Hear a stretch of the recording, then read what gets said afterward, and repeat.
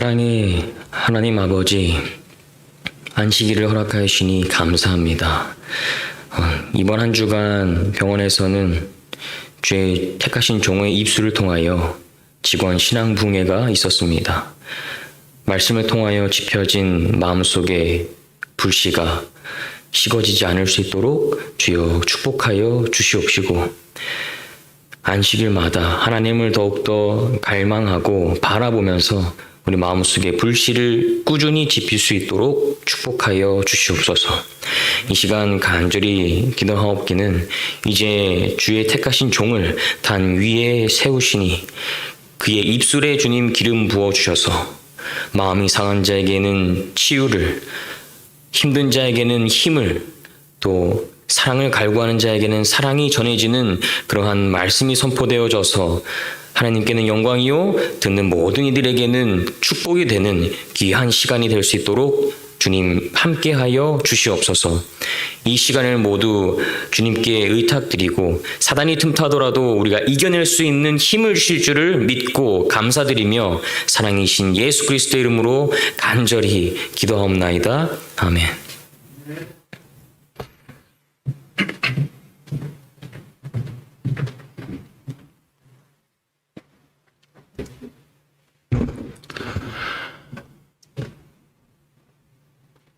시간을 초월하고 또한 공간을 초월하는 하나님의 말씀의 능력이 각 가정에 온전히 임하게 되어서 말씀을 통하여 하늘의 큰 축복과 행복을 경험하는 모든 하나님의 백성들 되시기를 진심으로 바라겠습니다. 오늘 주제 말씀, 하나님의 말씀, 요한계시록 1장 3절 말씀을 제가 봉독하겠습니다. 이 예언의 말씀을 읽는 자와 듣는 자들과 그 가운데 기록한 것을 지키는 자들이 복이 있나니 때가 가까움이라. 오늘 하나님의 말씀은 말세의 행복자라는 말씀으로 오늘의 말씀을 전하고자 합니다. 우리가 함께 읽은 이 말씀, 때가 가까운 때에 우리에게 임하는 복이 무엇일까? 이 사실 복이라는 말은요, 이 원어를 살펴보게 되면 이 복과 비슷한 의미지만 약간 다른 해석, 우리에게 조금 더 친근한 해석이 있습니다. 그것은 바로 마카리오스라는 이 헬라어인데요, 번역을 하면 행복하다. 복하면 우리에게 뭔가 이렇게 주어지는 물질적인 것이라든지 이런 가시적인 그런 의미가 조금 더 강조돼서 들릴 때도 있지만 우리 인생 자체가 행복해진다는 것입니다. 우리가 이 말씀에 순종하게 된다면 말세의 진정한 행복을 누리게 된다는 것이죠. 그 말세의 행복은 무엇일지 찾아가 보는 이 시간이 되었으면 좋겠습니다. 여러분들이 생각하기에 이 세 인물 중에서 가장 힘들게 인생을 산 인물은 누구일까요? 한번 순위를 매겨보시기 바랍니다. 이 셋 중에 왼쪽 첫 번째 있는 인물에 대한 이야기를 잠시 공유하고자 합니다. 이 할아버지는요, 지금은 돌아가신 분이신데 이 노인은, 이 고인께서는 어느 날 세금을 내야 하는 그런 상황이 있었는데 이 세금을 계산하는 그 젊은 청년이 안녕히 돌아가십시오, 이렇게 내시면 되겠습니다라고 안내해 주자, 무슨 소리요? 저는 너무 세금을 적게 내니 더 내겠소라고 그 청년에게 이야기를 했다는 것입니다. 이 무슨 사연이 있는 것일까요? 이 어르신의 사연은 바로 수십 년 전부터 시작됐던 일들이 있었던 것이죠. 바로 이 어르신은 우리나라 국민으로서는 최초로 올림픽 마라톤 금메달을 따게 된 손기정 옹이었습니다. 이 손기정 옹이 왜 세금을 더 내겠다라고 이야기를 했을까요? 이 모습을 바라본 그 사람들은 이렇게 평가를 했다고 합니다. 저 손기정 옹은 나라를 잃어본 분이시라. 나라가 얼마나 소중한지 가장 잘 아실 겁니다.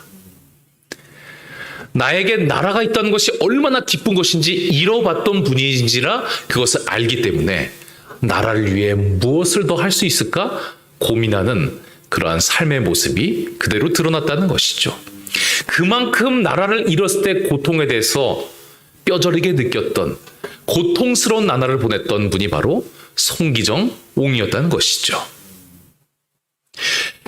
이 당시에 이 금메달을 딸 때 수많은 일본인들에게 지탄을 받을 것을 알았음에도 불구하고 자신이 받은 이 모든 꽃과 모든 장비를 동원하여 가슴에 일장기를 가리고 있었던, 그리고 금메달을 따고도 고개를 들 수 없었던 이 아픔의 세월을 지냈던 그 손기정 옹이 얼마나 괴로운 힘든 삶을 살아갔었을까요? 이번에는 두 번째 인물입니다. 이 두 번째 어르신은 영상을 보여드리면요, 제가 특별히 설명하지 않아도 잘 아실 겁니다. 짧은 영상을 잠시 보도록 하겠습니다. 하늘 아래 하나뿐인 이름 어머니, 그 이름을 오늘 북에서 온 자식은 50년 만에 목 놓아 불러봅니다. 전쟁의 날벼락 속에서 자식을 잃어버리고 그 자식의 이름만 부르다 그만 지쳐서 늙어버린 어머니. 그 어머니의 얼굴은 거칠을 대로 거칠어졌지만 자식이 부벼대는 어머니의 살갗은 달기만 합니다. 서로를 부여잡은 두 사람의 손은 기다리다 다 타버린 속처럼 색이 바랬습니다. 이제 그만 울자. 이제 그 한많던 세월을 이야기해보자고 자리를 잡았지만 북받치는 서름이 터져나오는 것을 막을 수는 없었습니다. 누구야? 전쟁통에 결국 이 모자가 헤어지게 되었습니다. 그리고 50년 만에 만나는데 50년 동안 한 번도 진짜 어머니에게 어머니라고 말하지 못하는, 정말 상상도 하기 힘든 그 답답한 가운데 살았을 이 65세의 아들이자 노인인 이분의 삶이 참 얼마나 힘든 삶이었을까요? 자, 다시 한번 순위를 매겨보겠습니다. 첫 번째 분과 두 번째 분, 누가 더 어렵고 힘든 삶을 살았을까요? 이번엔 세 번째 인물입니다. 사실 특정 이는 아니고요. 세 번째, 이 당시 궁궐에서 왕을 섬겼던 이 환관, 내시에 관한 그런 이야기인 것이죠. 놀랍게도요, 그 당시 남자의 성기능을 제거하고 입궁하였던 이 환관은요, 결혼을 할 수 있었다고 합니다. 이 자신의 그 씨를 이어가는 이것에 대한 큰 욕구가 있었고요. 그리고 이 환관이 안정된 가정을 꾸림을 통하여 안정된 상태에서 그 왕을 보필할 수 있게 결혼을 허락을 했던 것을 그 당시 역사책을 보면 알 수가 있는 것이죠. 그런데 이 사대부들이 얼마나 이 결혼을 무시하고 깔봤는지, 절대로 이런 남성의 기능을 하지 못하는 사람은 결혼해서는 안 됩니다라고 막았던 그러한 실록의 역사 또한 적나라하게 기록이 되어 있는 것입니다. 그런데 안타까운 것은요, 자신의 이 성씨를 물려주는 그 간절한 마음이 왕성한데 나라 법상 결혼을 하긴 하지만 아이를 낳을 수 없는 이 환관 내시의 가정에는 아들 드릴 때 이 아버지와 같은 몸의 상태의 그 아들들만 드릴 수 있었던 국법이 있었어요. 그것 또한 사대부들이 그렇게 끊임없이 탄원을 하여서 만들어낸 아주 비인륜적이고 그리고 옳지 못한 그 당시의 법이었던 것을 우리는 알 수가 있는 것이죠. 이들은 매우 괴롭고 끔찍한 인생을 살았습니다. 여러 이유로 환관이 되었지만 대부분은 가난을 이기지 못해서, 그래, 배 굶어서 죽느니, 배 옳다가 죽느니, 그래도 궁궐에 들어가면 꾸준히 재산도 모으면서 떵떵거리며 살 수 있으니 그게 차라리 행복한 것 아닌가 하면서 그 아버지와 어머니가 어려운 가정 가운데 이 자녀의 생식기를 스스로 제거하는 그러한 비참한 역사가 우리나라에 있었던 것이죠. 이 내시들은 궁궐에 입궐하게 되면요, 참으로 신속한 몸의 변화를 경험하게 되었습니다. 목소리가 갑자기 전혀 남성의 목소리가 나지 않고 자신의 성과 어울리지 않는 그런 가는 목소리로 바뀌게 되었고요. 또한 3개월 이내에 덥수룩하던 모든 수염이 다 빠져버리게 됨으로써 내가 아닌 것 같은 그런 삶을 살아갈 수밖에 없었던 것입니다.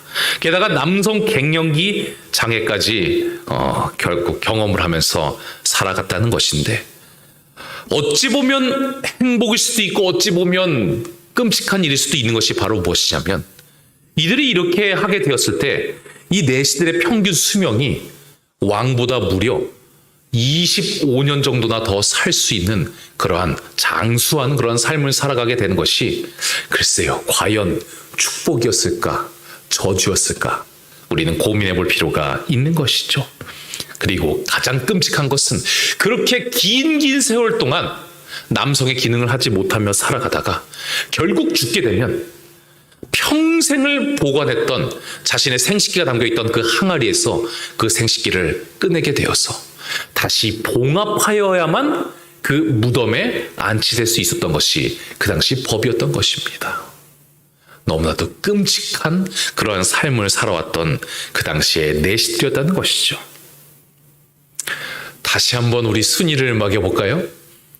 이 세 분들 중에 어느 분이 가장 힘든 삶을 살았던 인물일까요? 순위를 우리가 정할 수가 없습니다. 각자 어렵고 말할 수 없는 정도의 고통스러운 삶을 살아갔음을 우리는 충분히 알고 있습니다. 그런데 확실한 것은 이들은요, 우리를 포함해서 웬만한 고통을 겪었던 사람들보다는 훨씬 더 큰 고통 가운데 살아갔던 자들이 분명하다는 것입니다. 웬만해선 이들의 고통 우리는 근처도 가지 못했다는 것이죠. 물론 특수한 경우도 있겠지만요. 하지만 더 확실한 것 한 가지를 여러분들께 말씀드리도록 하겠습니다. 우리가 알고 있는 성경에 등장하는 다니엘이라는 인물은요, 이 세 명의 고통을 다 가지고 있었던 인물로 추정이 된다는 것입니다. 그는 손기정 옹처럼 나라가 망해가는 과정을 보았어요. 그 당시 이 다니엘이 포로로 끌려왔을 때 나라가 완전히 망하지는 않았습니다. 이스라엘 왕국이 있었어요. 하지만 누가 봐도 점령되고 망해갈 나라인데 그 나라를 다시 세우는 그런 인물이 아니라 자신은 새로운 바벨로니아 나라에 끌려감으로써 아무런 도움이 되지 못하는 그런 분개 가운데 살아갈 수밖에 없었던 다니엘의 고통을 보시기 바랍니다. 한번 상상해 보시기 바라요.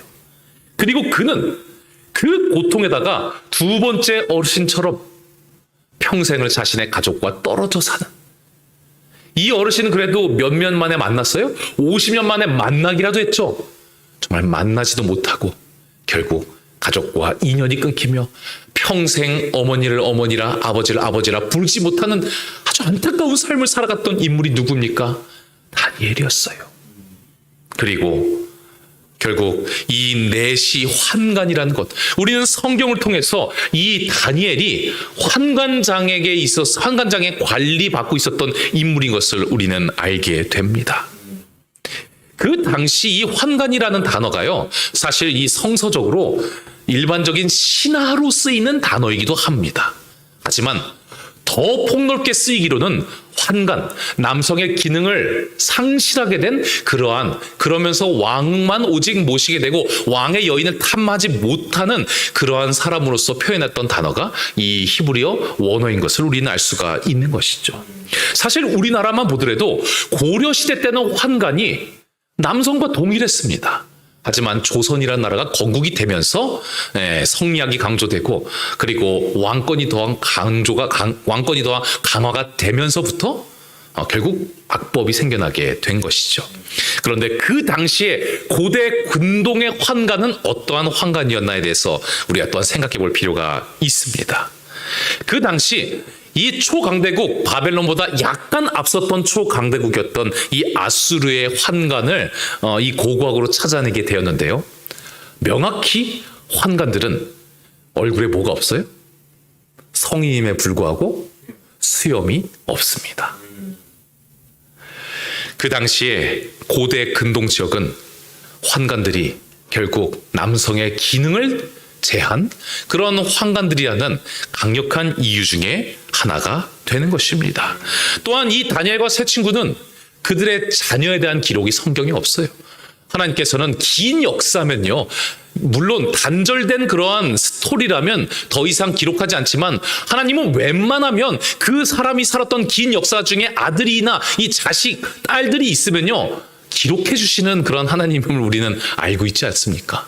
한데 이 다니엘은 백발의 노인이 될 때까지 그 자녀에 대한 기록이 없었다는 것. 그것은 만약 이 다니엘이 우리가 알고 있는 그 비참한 환관이었다면 어떠한 고통 가운데 살아갔을까에 대해서 생각해 볼 필요가 있다는 것이죠.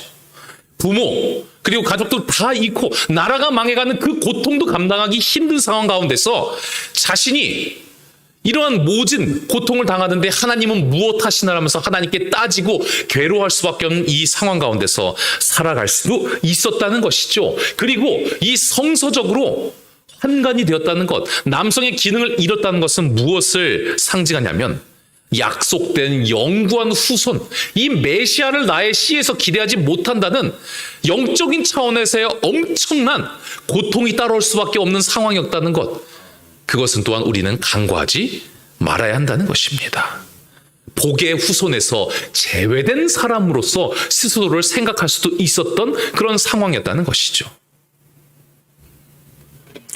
결국 이 다니엘이 환관이었는지 그렇지 않았는지는 우리가 알고 있는 그 환관이었는지 아니면 고려시대의 환관이었는지는 우리는 사실은 그것은 크게 중요하지 않지만 분명한 것은 그가 이렇던 저렇던 굉장히 힘든 상황. 보통 사람들은 상상도 하기 어려울 만큼 인생에 복잡하고 더 이상 힘을 낼 수 없는 그런 좌절 가운데 살아갔던 인물이 다니엘이었던 것을 우리는 잊지 말아야 한다는 것입니다.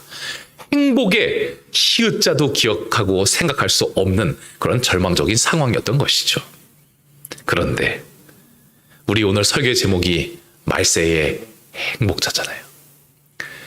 이 다니엘에게 행복이라는 것이 찾아오기 시작합니다. 그 행복은 바로 다니엘의 이 말을 통하여서 우리는 살펴볼 수가 있는 것이죠. 다니엘이 이 느부갓네살 왕에게, 초인류 강대국의 독보적인 최고의 왕에게 이 포로 출신 다니엘이 이렇게 이야기합니다. 내가 이제 그 해석을 왕 앞에 진술하리이다. 제가 최근에 이 복음과 예언을 통하여서 우리 병원 직원들 한 2팀 정도를 2그룹 정도를 제가 성경 말씀을 가르치고 전하고 있습니다. 이 장면이 얼마나 소름 끼칠 정도로 놀랍고 믿기 어렵고 행복한 장면인지에 대해서 소개하기 위하여 그들의 눈높이를 사용하기 위하여 고전 영화를 제가 좀 소개를 했습니다. 이러면 그들이 조금 더 알아듣지 않을까? 예수님도 예전에 그 당시에 영화와 같은 스토리, 드라마와 같은 스토리로 비유를 통하여 사람들에게 쉽게 설명하고 감동을 줬으니 저도 한번 따라해볼까 하면서 제가 영화의 한 스토리를 그들에게 소개하였었죠. 그 영화는 한 죄수가 억울하게 갇혀서 많은 간수들과 또 다른 죄수들에게 고통받고 있던 한 영화에 관한 내용이었습니다. 그런데 이 사진을 보시면 아시겠지만 잘 안 보일 수도 있습니다. 어두운 부분에 이 줄을 통하여서 올라가고 있는 것이 이 두레박 같은 것입니다. 두레박에는 페인트가 가득 차 있고요. 매우 높은 고층 건물에서 이 죄수들이 그 천장의 그 옥상 부분에 계속해서 이 페인트 칠을 하면서 일을 하고 있는 그러한 한 날이었던 것입니다. 그런데 그 옥상에서 간수들 중에서도 최악의 간수, 사람을 마음만 먹으면 쉽게 법 없이 죽여버릴 수도 있는 그러한 간수가 화가 나갖고 다른 간수들에게 이야기하고 있는 것이죠.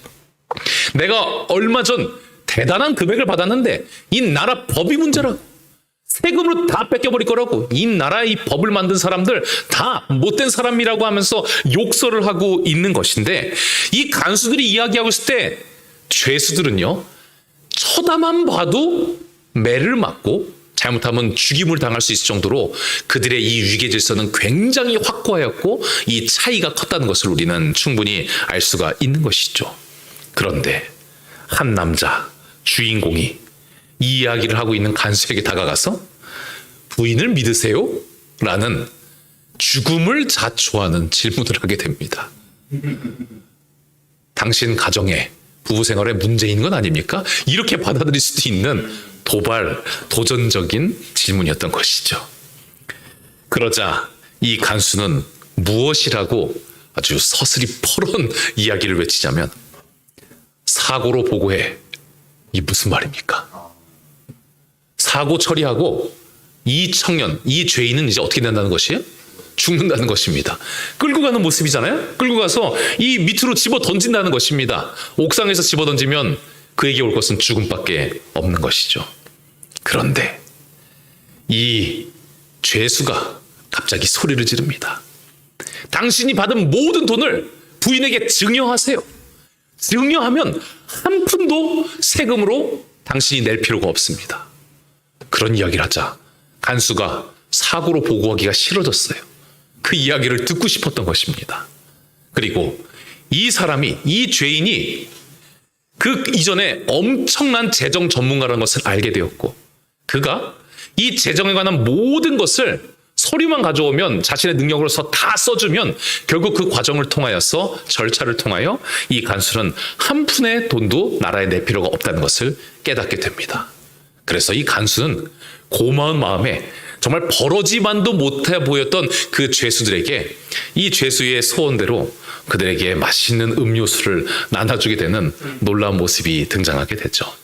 자, 이제 이 이야기의 마지막을 향해 갑니다. 그런데 어느 날 다른 간수가 이 재정 전문가인 이 죄수에게 다가와서 우리 애들 교육비를 좀 적립해 보고 싶다라는 이야기를 하게 돼요. 근데 표정을 보세요. 표정이 고고한 자세가 아니라 완전히 뭔가 물으러 왔고 좀 해주면 안 되겠나라는 그러한 모습을 보이는 저자세의 모습이 보이지 않습니까? 그러자 이 죄수가 갑자기 한 행동은 바로 무엇이냐면요. 앉으세요 한 다음에 서류를 탁탁 치며 디킨스 씨 한번 이야기해 볼까요? 이 계급으로서 도저히 비교가 되지 않는 이 인물이 오히려 압도하며 하대하듯이 가르치듯이 말하고 있는 이 아이러니한 장면을 보며 영화를 보고 있었던 이 수많은 이 사람들이 아주 환호성을 지르며 뭔가 가슴에 희열을 느끼게 되었던 것이죠. 아, 실력이 있으면, 탁월하면 어떤 상황에서도 이처럼 당당하고 삶에 행복이 찾아올 수 있는 것이구나.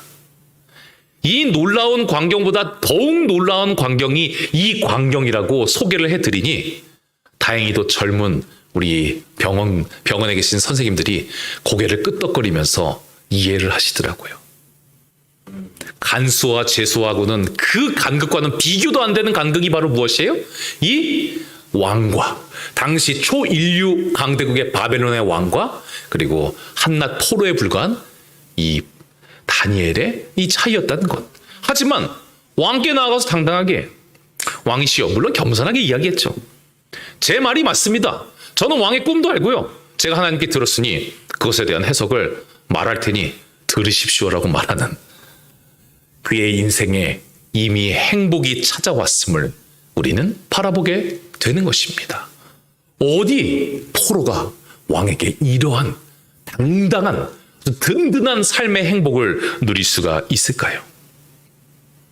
우리는 이 예언에 있어서 일맥상통한 오늘의 주제 말씀을 기억하고 있습니다.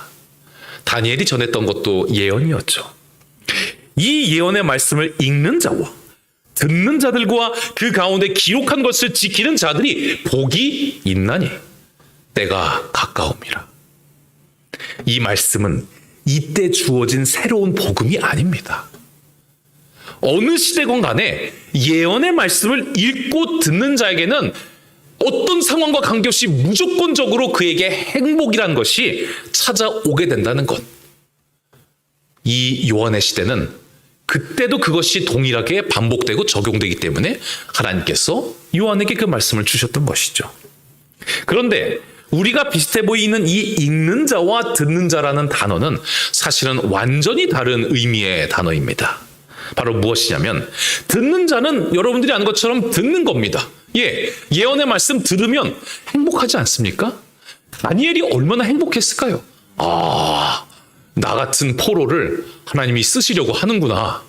이 스토리는 그래, 천하의 왕 중의 왕이라도 결코 무시할 수 없는 스토리인데 하나님이 알려주시는구나. 하나님께서 그 놀라운 온 세계의 역사의 지도를 알려주시면서 그 모든 것을 듣는 다니엘이 얼마나 행복했을까. 그런데 중요한 것은요, 듣는 자 앞에 있는 이 읽는 자라는 단어의 헬라어는 어떤 뜻을 가지고 있냐면 낭독하다는 의미를 갖고 있습니다. 우리 스스로 혼자 읽는 것이 아니라 그 당시에 예배 드렸을 때 그 앞에서 성경 본문을 읽다 할 때, 그러한 읽다 할 때 썼던 그 단어가 바로 이 단어였던 것이죠. 결국은 오늘 우리에게 주어진 이 예언의 말씀은 들을 때도 행복하지만 읽을 때도 매우 행복하다는 것. 누군가에게 전할 때 어마어마한 행복이 우리의 삶에 이르러온다는 것이 바로 이 하나님의 말씀의 약속인 것을 우리는 잊지 말아야 한다는 것이죠. 행복하고자 한다면, 때가 가까운 이 말세의 행복을 누리고자 한다면 하나님의 말씀을 듣는 것이 합리적이라는 것입니다. 그리고 다니엘은 그 둘 다 해보니 인생의 행복이 분명히 찾아왔던 것이죠.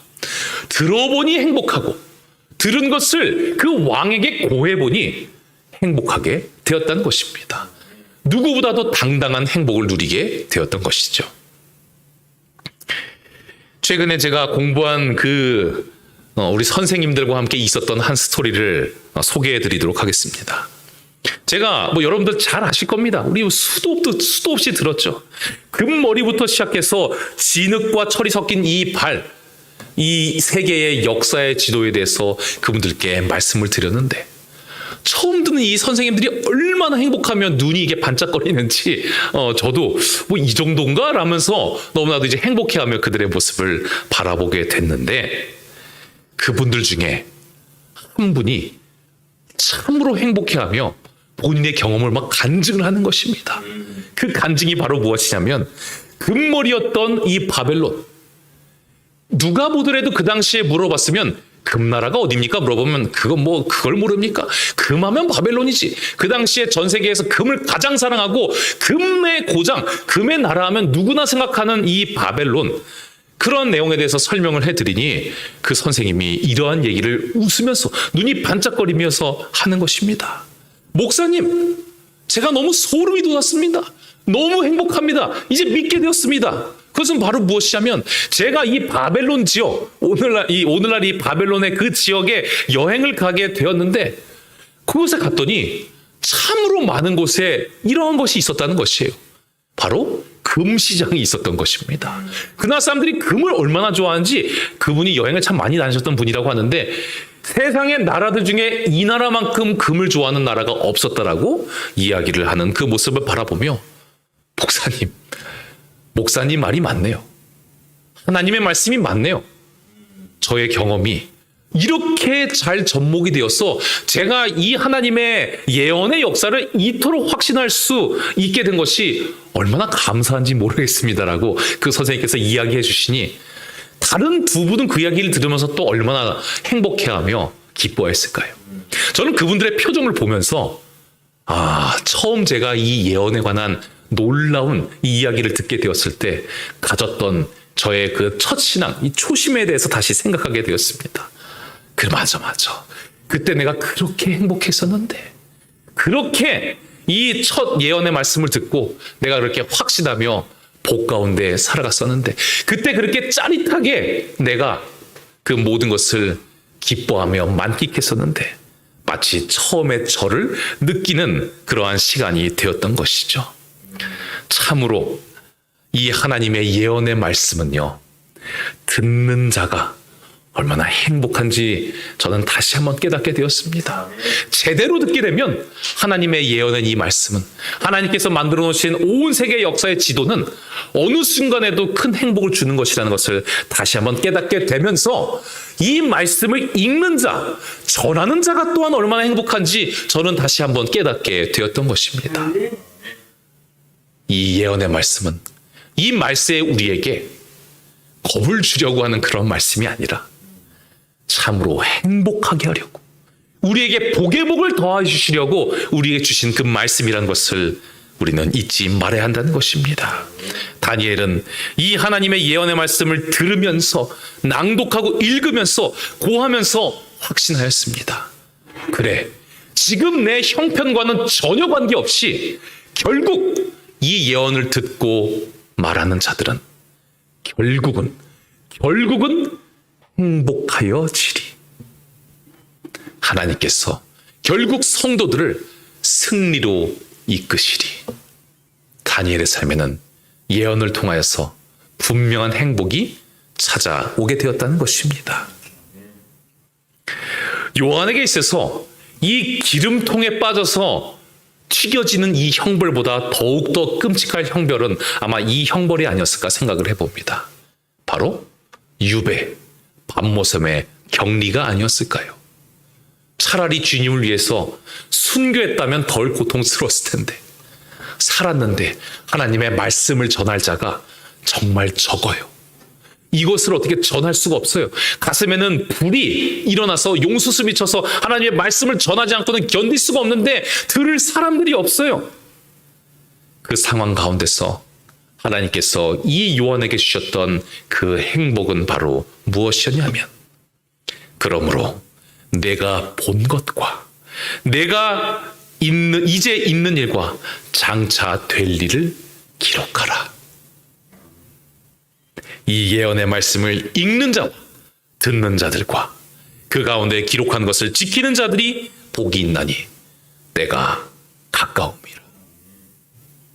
요한아, 말세에 지금 사람이 없는 이 답답한 곳에서 내가 하는 그 모든 일과 사명은 말세에 사람들을 행복하게 하는 일이다.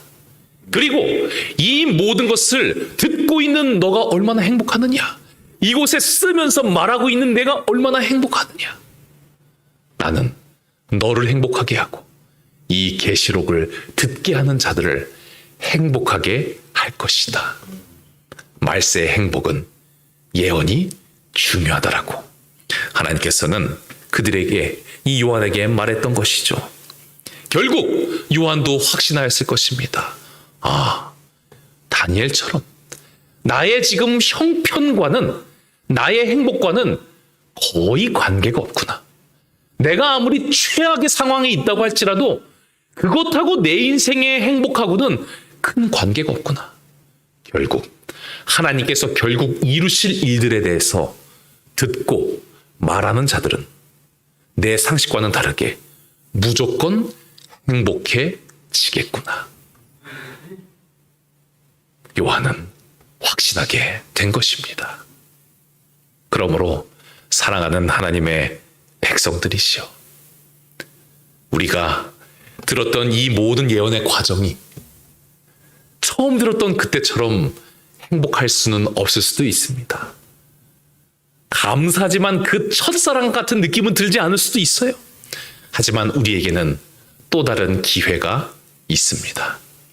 그것은 바로 장차 오실 이 모든 것을 이루시고 뜨인 돌로 이 세상의 모든 것을 정리하시고 우리를 행복해 가실 그 예수님, 그 예수님에 관해서 우리가 읽는 자가 되는 것입니다.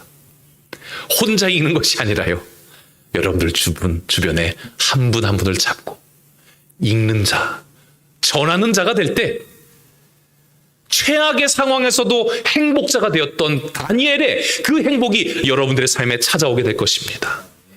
최악의 상황에서 그 행복이 부어졌던 요한의 상황이 여러분들의 상황이 될 것입니다.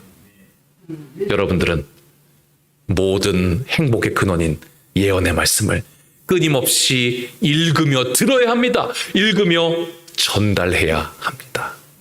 그러면 지금 여러분들의 삶이 혹시 무너진 부분이 있더라도 전혀 관계없이 여러분들의 삶은 복의 삶으로 뒤바뀌게 될 것입니다. 하나님이 여러분들을 책임져 주실 것입니다. 말하는 즉시, 전하는 그 즉시 제가 전하는 느꼈던 그 놀라운 행복, 그리고 요한과 다니엘과 수많은 하나님의 백성들이 하나님의 말씀을 듣고 전하는 즉시 느꼈던 그 행복이 여러분들의 삶에 기적과 같이 임하게 될 것입니다. 여러분들은 어떤 상황이건 이 모든 행복을 쟁취할 수 있는 능력이 있는 백성입니다. 이 코로나 시대에 맞춰서 움츠러들지 마시고 여러분들이 할 수 있는 작은 부도 하나씩 말씀을 들으시고 전파하시면서 하나님께 주시는 놀라운 축복과 은혜를 경험하시며 말세의 행복자로서 살아가게 되는 모든 하나님의 백성들 되시기를 바라며 오늘의 말씀을 마치도록 하겠습니다. 기도하겠습니다. 우리의 구원자요 생명의 근원 되시는 아버지 하나님, 최악의 상황 가운데서도 최선의 복을, 최고의 복을 누릴 수 있는 그 방법을 우리에게 일러주심에 감사드립니다. 한 사람이 감당할 몫이 아니라 여러 사람이 감당할 그 불행과 고통 가운데서 하나님께 예언의 모든 기별을 받으며 전달하였을 때 당당하여지며 행복했던 그 다니엘의 인생이 우리의 인생이 될 수 있도록 인도하여 주시옵소서. 말세에 하나님의 분명히 이루어질 계획을 기억하고 전파하는 모든 백성들에게 하나님께서 복을 약속하여 주셨사오니 그 언약의 하나님을 기억하여서 우리도 그 하나님의 말씀에 순종하는 백성들에게 인도하여 주시옵소서. 이 땅에 썩어질 복을 강구하는 백성이 될 것이 아니라 하나님과 함께 누리는 영원한 복을 하나님께 받음을 통하여 나와 우리의 가족과 이웃을 참된 복의 길로 이끄는 모든 하나님의 백성들이요 하나님의 말씀의 사자가 될 수 있도록 인도하시길 바라며 우리의 구원자요 생명의 근원 되시는 예수 그리스도 이름으로 간절히 기도드리옵나이다. 아멘.